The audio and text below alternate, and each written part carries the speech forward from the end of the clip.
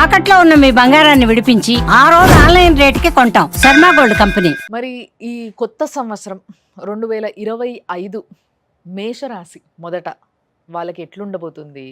వాళ్ళల్లో ఉన్న ఎవరైతే నాయకులు ఉన్నారో వాళ్ళ పరిస్థితులు ఏంటి? సినిమా వాళ్ళ పరిస్థితులు ఏంటి? సామాన్య జనాలు రకరకాల ప్రొఫెషన్‌లో ఉంటారు. వాళ్ళ పరిస్థితులు ఏంటి? పిల్లల పరిస్థితి ఏంటి? అసలు లోకం ఏ విధంగా మారబోతుంది? దేశం ఏ విధంగా ఉండబోతుంది? రాష్ట్రం ఏ విధంగా ఉండబోతుంది? ఈ విషయాలన్నిటిని మనం తెలుసుకుందాం. గురువుగారు చెప్పడానికి తయారుగా ఉన్నారు. గురుగారు నమస్తే. జై వీరబ్రహ్మ జై. నమస్కారం తల్లి. గురుగారు అయితే మొదట మేషరాశి చెప్పుకోవడానికన్నా ముందు నాకు ఒక డౌట్ ఏంటంటే, మనకి ఉగాది నుంచి కొత్త సంవత్సరం. అవును. మన తెలుగు వారందరికీ కూడా ఉగాది నుంచి కొత్త సంవత్సరం. అయినప్పటికీ ఇప్పుడు ఎట్లాగో మన దగ్గర ఈ సెలబ్రేషన్స్ ఇవన్నీ కూడా మనం పాటించేది కూడా రెగ్యులర్‌గా మనము జీవితంలో పాటించేది కూడా ఇంగ్లీష్ క్యాలెండరే, ఇంగ్లీషే అవును. కాబట్టి ఇక్కడి నుంచి మనం చెప్పడం మొదలు పెడుతూ ఉన్నాం. యెస్. కానీ నిజంగా మన శాస్త్రం ఇక్కడి నుంచి కూడా చెప్పగలుగుతదా? అంటే జనవరి 1 నుంచి కూడా new year, English new year నుంచి కూడా? దేశ కాలమాన పరిస్థితులను బట్టి మనం క్రోధినామ సంవత్సరంలో మనం ఉన్నట్టుగా మనకు తెలుసు. హ్మ్.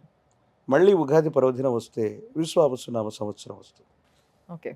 ఇది మన ఋతువులను బట్టి చాలామంది అంటూ ఉంటారు, ఆంగ్ల ప్రమాణాన్ని మీరు తీసుకోకండి, హ్మ్. జనవరి 1న జరుపుకోకండి, హ్మ్.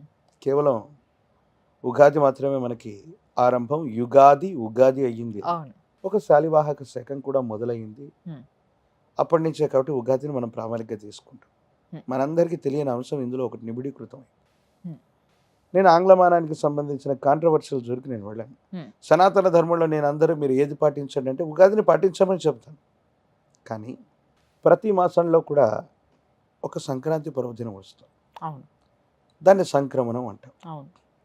రవి అనేటువంటి గ్రహం ఒక్కొక్క మాసానికి రమారమి 28.3 రోజులకి హ్మ్. ఒక రాశిలో నుండి వేరే రాశిలోకి వెళ్ళటాన్ని సంక్రమణం అని మనం చెప్తాం. హ్మ్. ప్రస్తుతానికి ఈ కార్తీక మాసం తర్వాత అటు ఇటుగా కార్తీక మాసానికి ధనుసు రాశిలోకి వచ్చాడు. హ్మ్. ధనుసు రాశిలో నుండి రవి అంటే తులలోకి వచ్చాడు కార్తీక మాసంలో. కార్తీక మాసం అయిపోగానే ధనుసులోకి వచ్చాడు, వృచ్చికంలోకి వచ్చాడు, వృచ్చికం నుండి ధనుసులోకి వచ్చాడు, ధనుసు నుండి మకరంలోకి వెళతాడు. ఎప్పుడు వెళతాడు? ఈ జనవరి ప్రారంభంలోని 2వ వారంలోనే వెళతాడు. ఓకే. ఈ మకరంలోకి వెళ్ళేటువంటి ఈ సందర్భాన్ని ఏం చెప్తాం? మకర సంక్రమణం, అదే అవును. సంక్రాంతి. అవును. ఏమిటి మకర సంక్రమణానికి ఉన్నటువంటి విశేషత? సంక్రాంతి పురుషుడి గురించి పంచాంగమే చెప్తుంది. హ్మ్. ఉత్తరాయణ పుణ్యకాలానికి సంబంధించి మన పంచాంగమే చెబుతోంది. ఇప్పటి వరకు నడిచినటువంటి దక్షిణాయనం అన్నటువంటిది వెళ్ళిపోయి హ్మ్. ఉత్తరాయణ పుణ్యకాలం రాబోతున్నటువంటి మాసం కూడా ఈ మకర సంక్రమణం వచ్చేటువంటి జనవరి మాసంలోనే. హ్మ్. హ్మ్. సో కొంతమంది కొన్ని ప్రమాణాలు, కొన్ని పద్ధతులు, హ్మ్. కొన్ని విశ్వాసాల చేత ఆంగ్లమానాన్ని వాళ్ళు పెట్టుకొని ఉండొచ్చు. హ్మ్. నేనేం చెప్తానంటే దేశ కాలమాన పరిస్థితులతో పాటు హ్మ్. మకర సంక్రమణం అవ్వనివ్వండి, హ్మ్. ఉత్తరాయణ పుణ్యకాలం అవ్వనివ్వండి, మొదలయ్యేటువంటి సందర్భం కూడా ఈ జనవరి మాసమే. అంటే ప్రతి నెలలో కూడా ఒక సంక్రమణం రవి జరుగుతూ ఉంటుంది. హ్మ్. ప్రత్యేకించి ఈ మకర సంక్రమణం తర్వాతే ఉత్తరాయణ పుణ్యకాలం మొదలు కాబోతుంది. కాబట్టి అన్ని రాసుల మీద తప్పనిసరిగా మార్పులు చేర్పులు వస్తాయి. యాదృచ్ఛికంగా 2 వారాల ముందుగానే ఆంగ్ల సంవత్సరం జనవరి 1వ తారీఖు మొదలవబోతుంది. ఓహ్! సో దీనికి మన ప్రాచీనమైనటువంటి పంచాంగాలకి, దేశ కాలమాన పరిస్థితులకి తెలియకుండానే ఇందులో నిబిడీకృతమైనటువంటి రహస్యాలు ఇందులో ఉన్నాయి. హ్మ్. వాటిని మనం పట్టించుకోవట్లేదు అంతే. కాబట్టి ఓకే. ఆంగ్లమానాన్ని ఎవరు మీరు ఫాలో అవ్వమని అవ్వకూడదని నేను చెప్పను. కానీ ఆంగ్లమానం మొదలైనటువంటి మొదటి నెలలో 2 వారాల తర్వాతే ఉత్తరాయణ పుణ్యకాలం కూడా మొదలు కాబోతుంది. హ్మ్. ఈ విషయాన్ని కూడా మనం గుర్తుపెట్టుకోవాలి. కాబట్టి దేశ కాలమాన పరిస్థితుల్ని పంచాంగాన్ని లెక్కించటంలో మేము తప్పనిసరిగా హ్మ్. దాన్ని ప్రామాణికంలోకి తీసుకుంటాం. కాబట్టి 2025 అయినా అది ఆంగ్ల సంవత్సరాది అయినప్పటికీ కూడా ప్రశ్నాశాస్త్రాన్ని, ప్రాచీనమైనటువంటి సంఖ్యాశాస్త్రాన్ని, ఈ ఆంగ్ల సంవత్సరాన్ని కూడా కాస్త పరిగణలోకి తీసుకొని దేశ కాలమాన పరిస్థితుల్ని తప్పకుండా విశ్లేషించగలుగుతాం. ఇంత మాట్లాడుతున్నాం, మీరు ఎన్నో తారీఖు పుట్టారని ఎవరినైనా అయితే ఫలానా 20వ తారీఖు పుట్టాను, ఫలానా ఫిబ్రవరి మాసంలో పుట్టాను, ఫలానా సంవత్సరంలో పుట్టానని చెప్తారు. కానీ నేను విలంబీనామ సంవత్సర ఉత్తరాయణ పుణ్యకాల చైత్రమాస శుక్లపక్ష నవమి లేదా అస్సలు అష్టమి ఎవరు పుట్టామని చెప్పరు మన చెప్పగలమా? అవును. ఇది మన జీవితంలో ఒక భాగం అయిపోయింది. ఉమ్, అది మంచో చెడో పక్కన పెడితే పూర్తి స్థాయిలో తెలుగులో ఎవరైనా మీరు అంకెలు రాయగలరా? ఉమ్, మనం రాస్తున్న 1, 2, 3ల ఆంగ్లమానానికి సంబంధించినవే. అవును. తెలుగులో రాసేటువంటి అక్షరాలు అంకెలు వేరుగా ఉంటాయి. ఉమ్, ఇవి మనకు రావు, మన పిల్లలకు అస్సలు కూడా మనం నేర్పించట్లేదు. అచ్చ తెలుగు భాషలో అంకెలు కూడా రాయని మనం ఉమ్, ఆంగ్లమానం గురించి వేరొక దాని గురించి మనం విమర్శిస్తాం. అవును. అది అవును. వేరే సంగతి. అవును. కాకపోతే అది మన జీవితంలో ఒక భాగం అయిపోవటం వల్ల అలాగైపోయింది. అవును. సో, అది ఒక భాగంగా మారినందువల్ల అండ్ అటే తెలియకుండా ఓ 2 వారాల తర్వాత ఈ ఫస్ట్ న్యూ ఇయర్ జనవరి 1 తర్వాత ఒక 2 వారాలకే ఏదైతే ఉత్తరాయణం రాబోతుందో అప్పుడొచ్చే మార్పులని బేస్ చేసుకుంటూ మనం చెప్తున్నాము.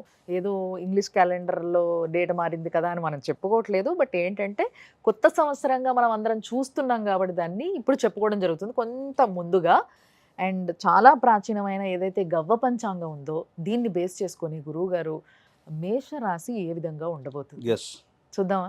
ఎస్ శివాయ బ్రహ్మణే నమ వీరబ్రహ్మేంద్ర స్వామినే నమో నమ జై వీరబ్రహ్మ జై గోవిందమాంబచి ఓం హ్రీం క్లీం శ్రీం శివాయ బ్రహ్మణే నమో నమ. వచ్చినటువంటి ఫలితం రాహు సంబంధమైనటువంటి ఫలితం.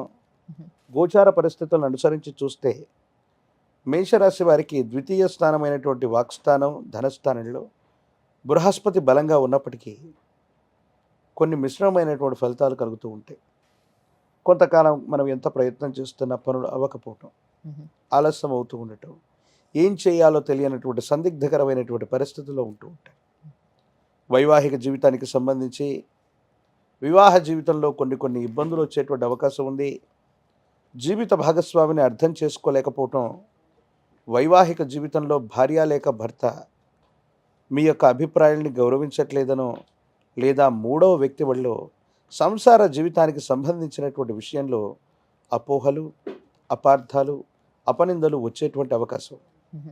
ప్రత్యేకించి ఆర్థికపరమైనటువంటి స్థితిగతుల్లో మే మాసం దాటినటువంటి తర్వాత ఆర్థికంగా అనుకూలవంతంగా ఉంది. ఉన్నతమైనటువంటి ఉద్యోగం, వ్యాపార సంబంధమైనటువంటి పరిస్థితుల్లో ఉన్నటువంటి వాళ్ళకి చాలా అనుకూలవంతమైనటువంటి ఫలితాలు రాబోతూ ఉన్నాయి. భవిష్యత్ అంతా కూడా చాలా సానుకూలవంతంగా ఉండేటువంటి అవకాశం ఉంది. మీ యొక్క ఖ్యాతి కూడా తప్పకుండా పెరిగేటువంటి అవకాశం ఉంది. సంతానపరమైనటువంటి అంశాల పట్ల జాగ్రత్త అవసరం. మీ గర్భవాసాన జనించిన సంతతి, వాళ్ళకు సంబంధించినటువంటి విద్య, క్రమశిక్షణ, వీటి గురించి ఎక్కువగా మీరు ఆలోచించాల్సినటువంటి అవసరం ఉంటుంది. ఎంతసేపు మీరు చేస్తున్న వృత్తి, ఉద్యోగం, వ్యాపార సంబంధమైనటువంటి జీవితంలో ఎక్కువగా గడిపేయటం వల్ల, కుటుంబ సభ్యులకు సరైనటువంటి సమయం ఇవ్వకపోవటం వల్ల, కుటుంబపరమైనటువంటి అంశాలు, సంతానపరమైనటువంటి స్థితిగతుల్లో కొన్ని చిన్న ఇబ్బందులు, సమస్యలు, ప్రతిబంధకాలు వచ్చేటువంటి అవకాశం ఉంది. ప్రత్యేకించి ఆరోగ్యపరమైనటువంటి అంశాల పట్ల తస్మాత్ జాగ్రత్తగా ఉండటం చెప్పదగినటువంటి సూచన. ఎక్కువ సమయం ప్రయాణించటం, వృత్తి ఉద్యోగం కోసం ఎక్కువగా శ్రమ చేయటం వల్ల శరీరం అలసిపోవటం, దీర్ఘకాలికంగా ఉన్నటువంటి ఆరోగ్య సమస్యలు మిమ్మల్ని ఇబ్బంది పెట్టేటువంటి అవకాశం ఉంది. కానీ అంతర్జాతీయ సంబంధమైన వ్యాపారాలు ఉన్నవాళ్ళు, విదేశీ మూలకమైనటువంటి ధనాన్ని సంపాదించగలిగిన ఉన్నత ఉద్యోగులు మాత్రం చాలా అద్భుతమైన జీవితాన్ని గడపబోతున్నారు. పదోన్నతి లభిస్తుంది. మీరు చేసేటువంటి ప్రయత్నాలు సానుకూలవంతమవుతాయి.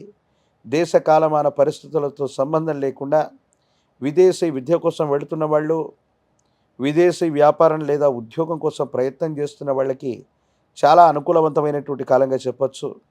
ఆర్థికంగా ఒడిదుడుకులన్నీ కూడా సమసిపోయి ఏ ఒక్క వ్యక్తికి రుణగ్రస్తుడిగా ఉండకూడని జీవన విధానం కావాలని కోరుకుంటున్న మీకు అన్నీ కూడా అనుకూలవంతమవుతాయి, యుగదాయకమవుతాయి. మీ జీవితంలో ఒక ఉన్నతమైనటువంటి స్థాయికి వెళ్ళేటువంటి అవకాశం ఉంది. ఈ సంవత్సరం మొత్తం కూడా అది ఆంగ్లమానం అని చెప్పినా, గోచార పరిస్థితులను బట్టి చెప్పినా కూడా ఈ మిశ్రమ ఫలితాలు కూడా మీరు కాస్త ఓర్పుతో, నేర్పుతో వ్యవహరించగలిగితే ఈ మిశ్రమ ఫలితాలను కూడా చాలా అనుకూలవంతమైనటువంటి పరిస్థితులుగా మార్చుకోగలిగినటువంటి స్థితిగతులు తప్పకుండా ఉన్నాయి. కానీ అనుకూలవంతమైన స్థితిగతులను అనుసరించి, ఎందుకంటే వచ్చినటువంటి ఫలితం రాహు సంబంధమైన ఫలితం. రాహుకి ప్రత్యధి అధిష్టాన దేవతా స్వరూపంగా దుర్గా స్వరూపమైన అమ్మవారిని మనం చెప్తుంటాం. దుర్గా స్వరూపాన్ని విశేషంగా పూజించండి. దుర్గా సప్తశ్లోకి చండీ పారాయణ చేయటం, దుర్గా అమ్మవారి యొక్క విశేషవంతమైన ఆలయ ప్రాంగణానికి వెళ్ళి శ్రీచక్ర మేరకు కనుక కుంకుమార్చన చేసి వచ్చిన ఈ 2025వ సంవత్సరం అత్యంత అద్భుతమైన ఫలితాలు వస్తాయి. ఆర్థికంగా చాలా ఉన్నతమైనటువంటి స్థితిగతులకు వెళ్ళగలుగుతారు. పాత బకాయిలన్నీ కూడా తీర్చగలుగుతారు. గతించిన 1-2 సంవత్సరాలుగా గురుబలం కనపడుతూ ఉన్న జీవితం స్తంభించిపోయినటువంటి పరిస్థితుల నుండి మళ్ళీ మీ జీవితంలో ఎదుగుదల మొదలవుతుంది. అత్యున్నతమైనటువంటి శిఖరాల్ని తప్పకుండా మీరు అధిరోహించేటువంటి అవకాశం ఉంది. దుర్గా స్వరూపాలను విశేషంగా పూజించడం చెప్పదగినటువంటి సూచన.